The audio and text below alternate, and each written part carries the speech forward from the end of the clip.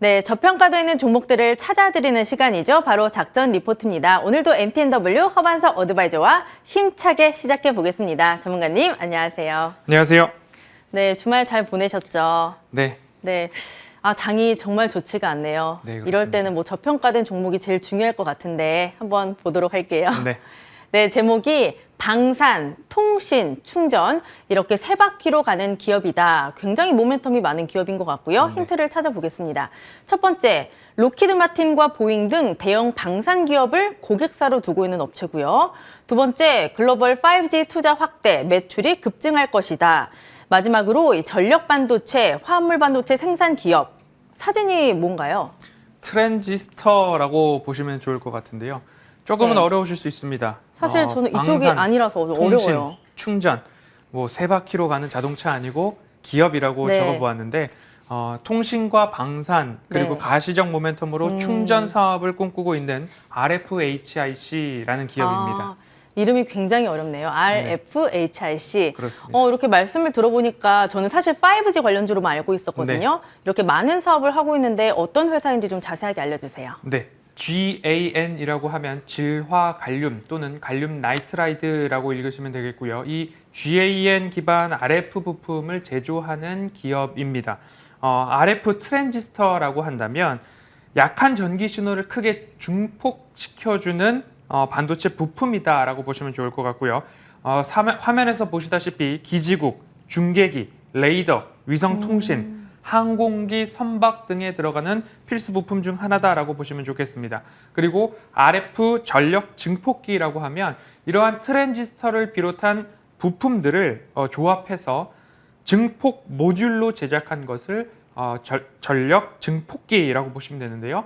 통신용 전력 증폭기, 방산용 또는 레이더용 전력 증폭기라고 보시면 좋을 것 같습니다. 이렇게 통신 관련해서 기지국, 스몰셀, 트랜지스터, 무인자동차, 이제는 드론, UAM까지도 기지국에서 위치 신호와 경로 신호들을 서로 주고받아야 운행이 가능하다라는 부분이고요.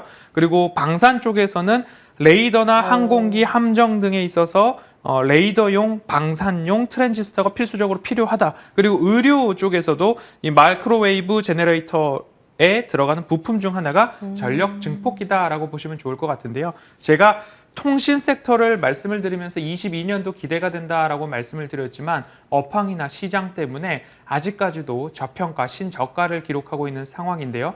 여지까지는 이렇게 될 것입니다라는 희망이었으나 DC네트워크의 1조 원 이상의 삼성전자 수주 소식이 일어나면서 이제는 가시화되는구나 라는 출발점을 좀 띄웠습니다. 그렇기 때문에 지금까지 로봇 그리고 UAM 그리고 인공지능 여러 가지 기술들이 실제로 구현이 가능하려고 한다면 통신 인프라 망이 있어야 된다라는 점에 착안을 해보신다면 앞으로 성장하는 산업 쪽으로 기억을 해보실 수 있을 것 같습니다. 방산 분야입니다. 앞서서도 말씀을 드렸지만 로키드 마틴이나 보잉이나 그리고 우리나라 기업으로는 LIG 넥스원 같은 경우에도 이 RFHIC의 벤더로 등록이 되어 있고요. 글로벌 탑 5에 벤더 등록되어 있는 기업으로는 우리나라 기업 중에 RFHIC가 유일하다라고 보시면 좋을 것 같습니다. 위성 레이더 반도체 통신 분야에 방산이 적용되고 있고요. 지난 2월 10일 국내 기업이죠. LIG 넥스원과 89억 원 가량의 방산용 레이더 트랜지스터 모듈 공급 계약 체결 공시가 있었습니다. 이렇듯이 국내에서 방산, 하나 에어로스페이스, LIG 넥스원 등이 좀 좋다라는 이야기가 나올 때 그러면 그 기업의 밸류체인, 그 기업에 공급하는 부품사는 어디일까라고 한번 사고를 확장해 볼 필요도 있겠다라는 말씀 드리고 싶고요.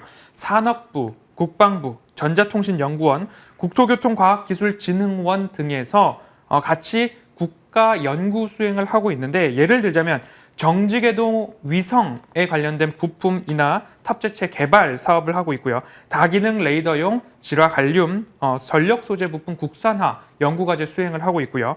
한국형 전투기 KF-X에 장착되는 X밴더 반도체 회로도 국산화 과제를 시행하고 있다라는 점들 보면 국내에서 연구과제를 개발하고 있는, 수행하고 있는 기업 RFHIC 방산으로도 한번 눈여겨보겠다라고 한 포인트 짚고 가고요. 그리고는 익히 알고 계시는 통신 쪽입니다.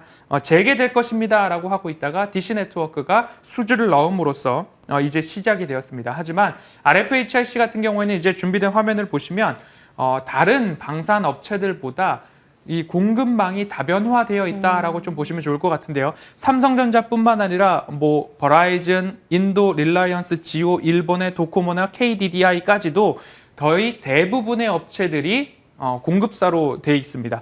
우측에 조금 글씨가 작은데요. 공급사를 본다면 삼성전자와 노키아, 그 다음에 화웨이, 에릭슨, ZTE까지 있는데요. 점으로 찍혀져 있는 부분들을 본다면 각 공급사별로 납품을 하고 있는 기업이 몇 군데나 되느냐 같은데요. 대부분 하나나 4개, 3개, 2개 이렇게 돼 있는데 RFHIC와 오이솔루션은 그리고 이노와이어리스까지는 대부분의 업체에 공급을 하고 있다. 삼성전자, 노키아, 화웨이, 에릭슨, ZTE인데 여기에 추가해서 RFHIC는 일본, 그리고 인도, 캐나다 모두 다 좀 공급을 하고 있는 벤더다라는 쪽으로 살펴보신다면 앞으로 좀 실적에 대한 기대감들, 투자가 확대된다라고 한다면 기대감 가져볼 수 있겠다 말씀을 드리고 싶고요. 마지막으로 여담 말씀을 드리고 있잖아요. 가시적 모멘텀입니다. 준비된 화면에 보시면 SK 그룹에서 전기차 충전소 관련된 밸류체인을 좀 구축하고 있다라는 신한금융투자 보고서 내용을 좀 살펴볼 텐데요. 이 부분 같은 경우에는 SK에서 최근 SIC라고 하면 실리콘 카바이드입니다. SIC 기반의 반도체 기업 예스파워테크닉스를 인수를 했습니다. 그리고 보고서상에는 GAN 관련된 반도체 기반 회사를 인수할 수도 있다라는 그런 예상과 전망이 나오고 있는데 이렇게 보듯이 R4라고 되어 있습니다.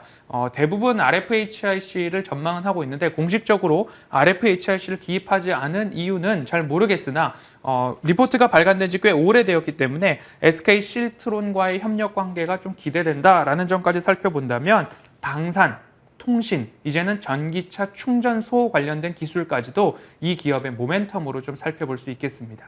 네, 주가를 살펴보니까 굉장히 많이 빠졌더라고요. 네, 그렇습니다. 그래서 주가가 지금 바닥까지 오지 않았나라는 생각이 드는데 얼마나 저평가가 돼 있는지 말씀 좀 해주세요. 네, 재무적 모멘텀을 본다면 지난 1분기에는 약 적자를 기록을 했는데요. 자회사 RF 시스템주의 상장과 관련된 부분들을 해소하느냐고, 추가적인 비용을 납부하느냐고, 영업이익이 잘 났음에도 불구하고 좀 안타까웠다라는 점이고요. 이 기업 같은 경우에도 올해 내년 후년도까지도 이익은 증가할 것으로 좀 보여지고 있습니다.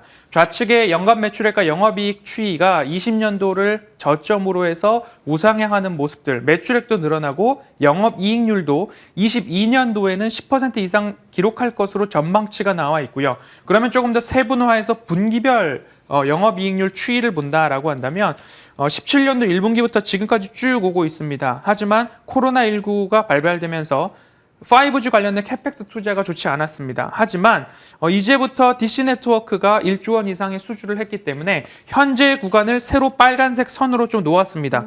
22년도 2분기부터 영업이익률과 매출액이 어떻게 움직이느냐 이 부분들을 좀 감안해 본다면 우리가 서 있는 구간이 빨간색 세로선 언저리에 서 있는 것 아닌가라는 점입니다. 그래서 늘 말씀드릴 때에 강원랜드가 더 떨어질 수 없는 주가와 이익의 구간일 때, 그리고 호텔신라가 코로나 팬데믹으로 인해서 더 떨어질 수 없는 주가와 이익 국면일 때, 그러면 RFHIC도 마찬가지로 우리가 차트에서 보았듯이 더 떨어질 수 없는 이익까지 내몰렸을 때 우리 투자자들이 좀 생각해 볼 필요가 있지 않은가라는 말씀을 좀 드리고 싶고요.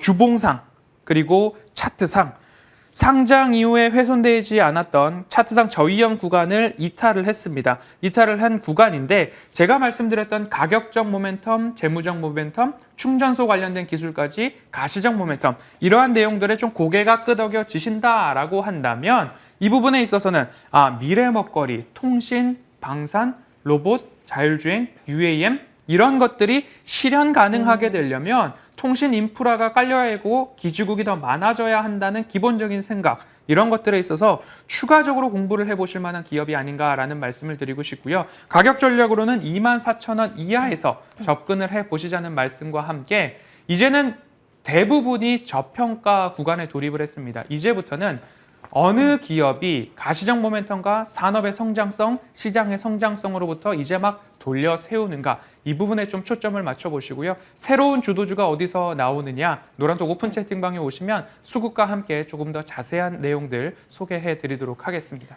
네, 오늘의 저평가된 종목은 바로 RFHIC였습니다. 오늘 분석 참고해 보시길 바라고요. 계속해서 시장 전략 함께 세워보고 싶으시면 문자 샵 0988로 허반석 입력하고 보내주시면 함께 하실 수 있는 노란통 링크 전송해 드리고 있으니까 많은 참여 부탁드리겠습니다. 오늘도 MTNW 허반석 어드바이저와 함께했습니다. 고맙습니다. 네, 오늘 저희가 준비한 소식은 여기까지입니다. 내일 더 알찬 소식 가지고 찾아뵙도록 할게요. 시청해주신 여러분 고맙습니다.